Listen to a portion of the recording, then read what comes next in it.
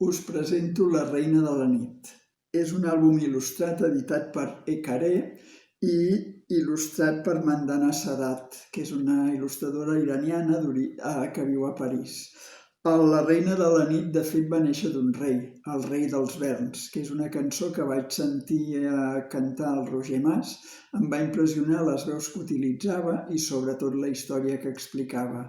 De fet, és un poema de Goethe que explica la història d'un cavaller que porta el seu fill malalt en braços mentre els persegueix la mort. Aquesta història em va impressionar tant que vaig decidir fer-ne una versió infantil, però una mica més positiva, i em vaig inventar La reina de la nit. Aquesta és la història d'un pare i un fill que van en bicicleta, la bicicleta se'ls espatlla i quan l'han arreglat es comença a fer fosc.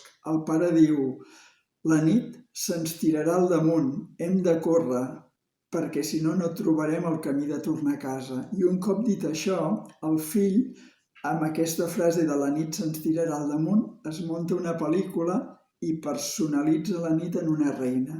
Llavors ell va dient les coses que veu de la reina i el pare les intenta suavitzar per intentar arribar a casa abans que es faci fosc. Per exemple, us llegeixo algun dels diàlegs del llibre.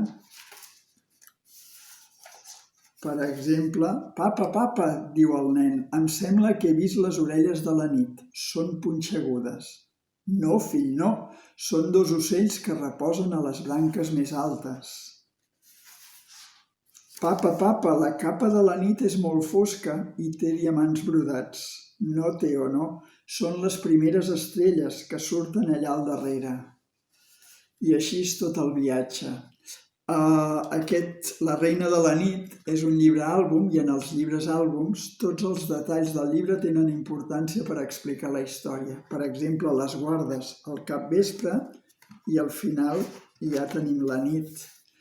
També és important la tipologia de la lletra i tots els detalls. I fins aquí La reina de la nit.